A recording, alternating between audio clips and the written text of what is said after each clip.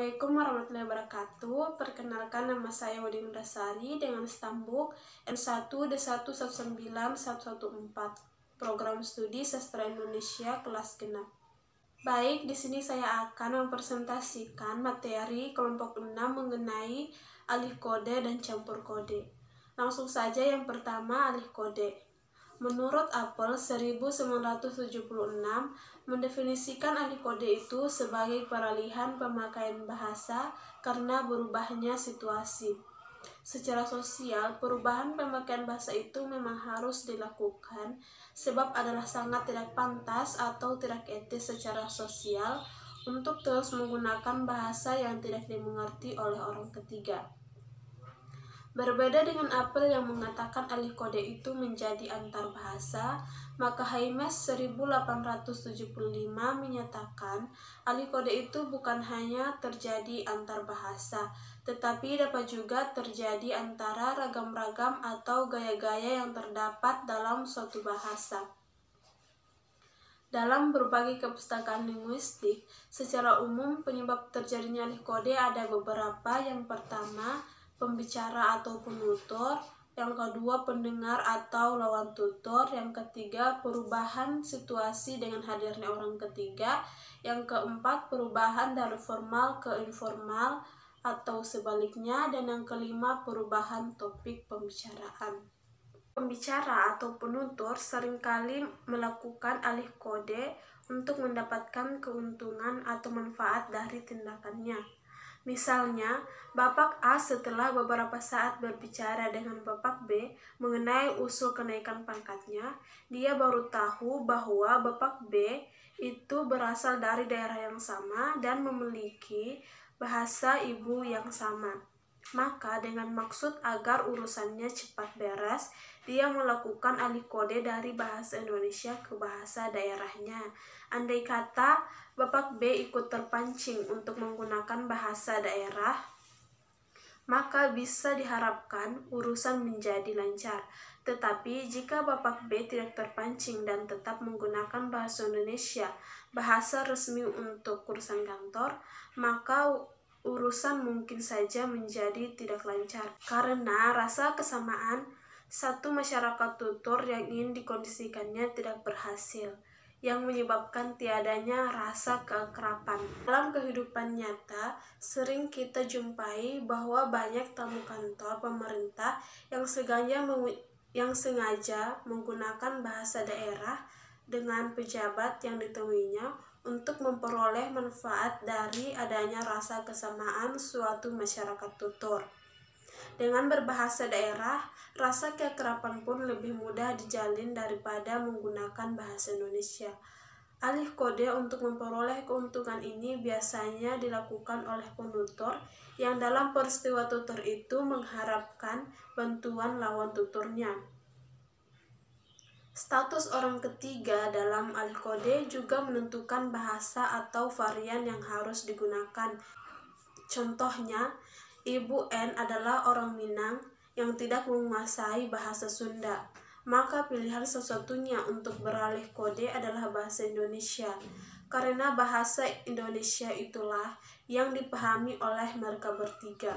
Contoh lain, misalnya beberapa orang mahasiswa sedang duduk-duduk di muka ruang kuliah sambil bercakap-cakap dalam bahasa santai. Tiba-tiba datang seorang ibu dan turut berbicara. Maka kini para mahasiswa itu beralih kode dengan menggunakan bahasa Indonesia beragam formal. Berikut contoh yang diangkat dari Suewito 1983 berupa percakapan antara seorang sekretaris dan majikannya. Percakapan itu dimulai dengan bahasa Indonesia karena tempatnya di kantor, dan yang dibicarakan tadi adalah tentang surat. Jadi situasinya formal. Namun begitu yang dibicarakan bukan lagi tentang surat, melainkan tentang pribadi orang yang disurati, sehingga situasi menjadi tidak formal, maka terjadi lagi alih kode ke dalam bahasa Indonesia. Berubahnya topik pembicaraan dapat juga menyebabkan terjadinya alih kode. Contoh percakapan antara sekretaris dan majikan di atas. sudah dapat dilihat ketika topiknya tentang surat dinas, maka percakapan itu berlangsung dalam bahasa Indonesia. Tetapi ketika topiknya bergeser pada pribadi orang yang dikirim surat, terjadilah alih kode dari bahasa Indonesia ke bahasa Jawa. Sebaliknya, ketika topik kembali lagi tentang surat alih kode, pun terjadi lagi dari bahasa Jawa ke bahasa Indonesia. Dalam kasus pertuturan sekretaris dan majikan tersebut, tampaknya penyebabnya adalah alih kode, yaitu perpindahan topik yang menyebabkan terjadinya perubahan situasi dari situasi formal menjadi situasi informal, merupakan penyebab ganda. Jadi, penyebab alih kode dalam kasus percakapan tersebut adalah berubahnya situasi dari formal ke situasi tidak formal.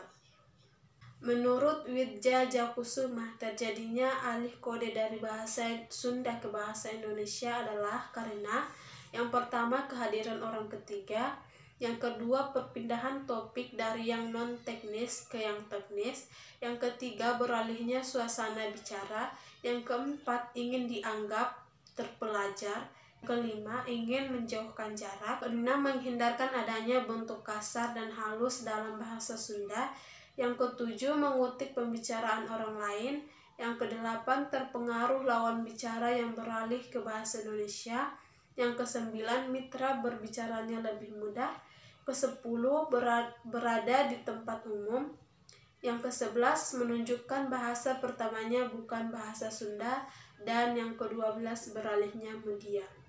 Sedangkan penyebab alih kode dari bahasa Indonesia ke bahasa Sunda adalah karena yang pertama perginya orang ketiga, yang kedua topiknya beralih dari hal teknis ke hal non-teknis, yang ketiga suasana beralih dari resmi ke tidak resmi, dari situasi kesundaan ke Indonesiaan. Yang keempat, merasa ganjil untuk tidak berbahasa Sunda dengan orang sekampung. Yang kelima, ingin mendekatkan jarak. Yang keenam, ingin beradab-adab dengan menggunakan bahasa Sunda halus dan berakrab-akrab dengan bahasa Sunda kasar. Yang ketujuh, mengutip dari peristiwa bicara yang lain. Yang kedelapan, terpengaruh oleh lawan bicara yang berbahasa Sunda. Yang kesembilan, perginya generasi muda, mitra bicara lain yang lebih muda. Yang kesepuluh, merasa di rumah sendiri bukan di tempat umum.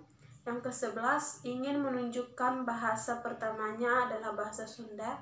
Dan yang ke-12, beralihnya bicara biasa tanpa alat-alat seperti telepon. Tampaknya, penyebab alih kode dari bahasa Indonesia ke bahasa Sunda merupakan kebalikan dari penyebab alih kode dari bahasa Sunda ke bahasa Indonesia. Dalam masyarakat tutur tertentu, terutama yang mengenal tingkatan sosial bahasa, ada alih kode yang terjadi tidak secara drastis, melainkan berjenjang menurut satu kontinum, sedikit demi sedikit dari yang dekat sampai yang jauh perbedaannya, sehingga kode itu tidak terasa mengagetkan. Soewito membedakan adanya dua macam alih kode, yaitu alih kode intern dan alih kode ekstern. Yang dimaksud alih kode intern adalah alih kode yang berlangsung antar bahasa sendiri, seperti dari bahasa Indonesia ke bahasa Jawa atau sebaliknya, seperti percakapan antara sekretaris dan majikannya dalam ilustrasi tadi. Sedangkan alih kode ekstern terjadi antara bahasa sendiri, salah satu bahasa atau ragam yang ada verbal repertoire masyarakat tuturnya dengan bahasa asing. Yang kedua, campur kode. Kesamaan yang ada antara alih kode dan campur kode adalah digunakannya dua bahasa atau lebih, atau dua varian dari sebuah bahasa dalam satu masyarakat tutur. Campur kode pada sebuah kode utama atau kode dasar yang digunakan dan memiliki fungsi dan keotonomiannya, sedangkan di dalam alih kode setiap bahasa atau ragam bahasa yang digunakan itu masih memiliki fungsi otonomi, masing-masing dilakukan dengan sadar dan sengaja dan dengan sebab-sebab tertentu. Fasold 1984 menawarkan kriteria gramatika dalam membedakan campur kode dan alih kode. Jika seseorang menggunakan satu kata atau frase dari satu bahasa, ia telah melakukan campur kode. Tetapi apabila satu klausa jelas-jelas memiliki struktur gramatika bahasa lain, maka peristiwa yang terjadi adalah alih kode. Usul Fasold sejalan dengan pendapat Thelander tentang adanya perkembangan perubahan campur kode ke alih kode. Lebih baik dikatakan bahwa fenomena merupakan titik-titik dalam suatu fenomena dari suatu pandangan sosiolinguistik. Tawaran Fasold 1984 yang sejalan dengan Thelander 1976 tampaknya merupakan jalan terbaik untuk membicarakan peristiwa campur kode dan alih kode. Jika berbicara tentang pemasangan iklan, itu adalah masalah formal, tetapi nyatanya ragam bahasa yang digunakan bukan ragam bahasa formal, melainkan ragam non-formal. Dengan demikian dapat diartikan setelah terjadi penyimpangan pemakaian fungsi bahasa. Penggunaan ragam non-formal dalam situasi formal dianggap suatu kesalahan. Sosiolinguistik sebagai ilmu nomotetik dengan sifat deskriptif dan selalu bekerja dengan data empiris, tentu patut mencatat kasus sebagai gejala dalam suatu sosiolinguistik dan tidak terburu-buru mengatakan sebagai satu kesalahan. Mungkin itu saja pemaparan materi tentang alih kode dan campur kode dari saya. Lebih dan kurangnya mohon dimaafkan. Wabillahi taufiq wal hidayah. Wassalamualaikum warahmatullahi wabarakatuh.